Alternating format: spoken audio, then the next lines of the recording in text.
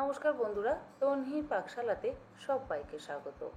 সামনেই আছে গণেশ চতুর্থী, আর গণেশ চতুর্থীতে গণপতি বাপ্পাকে ভোগ হিসেবে মোদক তো নিবেদন করতেই হয়। তাই একদম সহজ পদ্ধতিতে খুব কম উপকরণ দিয়ে বাড়িতে কিভাবে সহজে মোদক বানাবেন দেখে নেওয়া যাক আমার আজকের এই ভিডিওটিতে। মোদক বানাবার জন্য ব্যবহার করছি ঘি।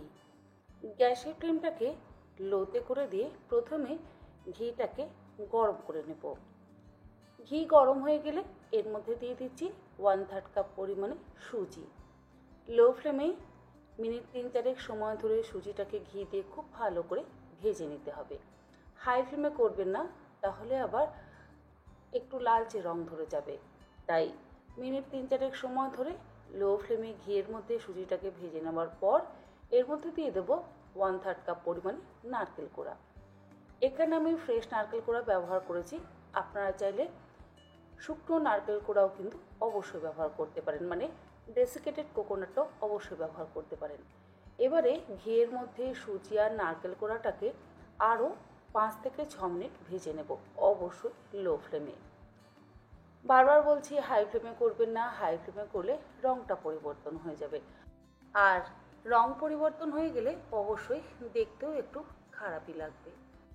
মিনিট 4-5 সময় ধরে ঘিয়ের মধ্যে সুজি আর নারকেল কোড়াটাকে ভালো করে ভাজা হয়ে যাওয়ার পর এর মধ্যে দিয়ে দেবো 1/3 কাপ পরিমাণে কাজু বাদামের গুঁড়ো।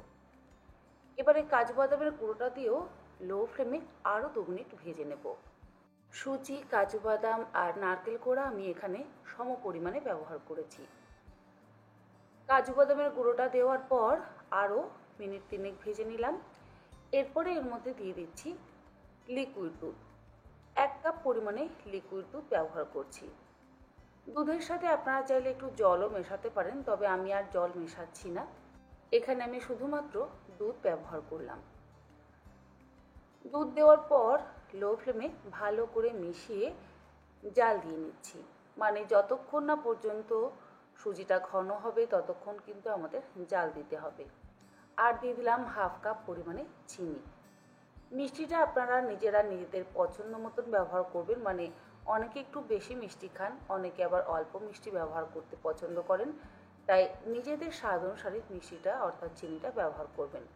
চিনিটা দেওয়ার পর লো ফ্লেমে আবারও খুব ভালো করে মিশিয়ে পাক দিয়ে নিচ্ছি। যখন বেশ একটু ঘন ঘন হয়ে আসবে তখন এর মধ্যে দিয়ে দিলাম 1/4 চা চামচ পরিমাণে ছোটো এলাচের গুঁড়ো, আর 1/4 কাপ পরিমাণে জলের মধ্যে 1/4 চা চামচ পরিমাণে কেশর জলের মধ্যে মিশিয়ে কিছুক্ষণ রেখে দিয়েছিলাম। অবশ্যই গরম জলের মধ্যে মিশিয়ে কিছুক্ষণ রেখে দিয়েছিলাম। যখন বেশ সুন্দর একটা হলুদ রং বেরোবে তখন সুজির মধ্যে দিয়ে খুব ভালো করে মিশিয়ে নিচ্ছি, আর একটু হাত দিয়ে কেশরের ধাগাগুলোকে ডলে নেবেন, তাহলে দেখবেন খুব সুন্দর হলুদ রং বেরোয়। কেশরের ধাগাটা দেওয়ার পর আরও মিনিট 3 সময় ধরে লো টু মিডিয়াম ফ্লেমে একদম শুকনো করে নিচ্ছি।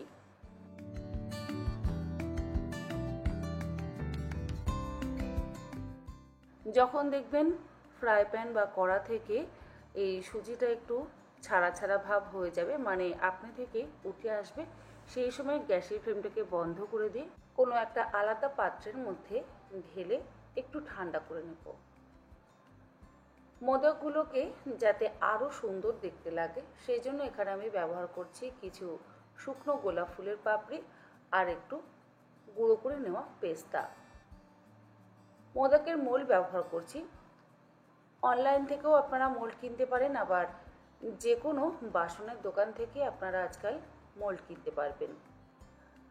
প্রত্যেকটা এই মোল্ডের পাপড়ির মধ্যে আমি অল্প করে একটু পেস্তা কুচি দিয়ে দিলাম, আর একটা করে শুকনো গোলাপ ফুলের পাপড়ি দিয়ে তারপরে অল্প অল্প করে একটু সুজি নিয়ে প্রত্যেকটা এই মোল্ডের পাপড়ির মধ্যে রেখে দিলাম। যাদের কাছে মোল্ড নেই তাদেরও কিন্তু মোদক বানাতে কোনো রকম সমস্যা হবে না। এর আগে মোল্ড ছাড়া কিভাবে মোদক বানাতে হয় আমি দেখিয়েছি। আপনারা যদি সেই রেসিপিগুলো দেখেন তাহলে অবশ্যই বুঝতে পারবেন যে সহজে কোনো রকম মোল্ড ছাড়া বা ছাঁচ ছাড়া মোদক কিভাবে বানিয়ে নেওয়া যায়।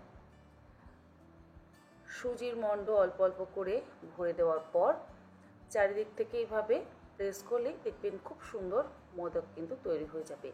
আর এক্সট্রা যেগুলো বাইরে বেরিয়ে যাবে সেগুলো একটু হাত দিয়ে বের করে শেপ দিয়ে নিলেই মোদক আমাদের একদম তৈরি। এই একই রকমভাবে বাকি মোদকগুলোকেও তৈরি করে নেব।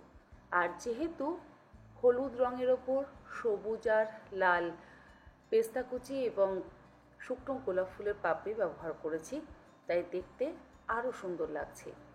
আশা করি আমার আজকের এই সুজি নারকেলের মোদকের রেসিপি আপনাদের ভালো লাগলো। ভালো লাগলে আপনারা এইরকমভাবে অবশ্যই সহজ পদ্ধতিতে বাড়িতে মোদক বানিয়ে গণপতি বাপ্পাকে ভোগ হিসেবে নিবেদন করতে পারেন। আজ তাহলে এই পর্যন্ত। আবার হাজির হয়ে যাব অন্যদিন অন্য কোনো রেসিপি নিয়ে।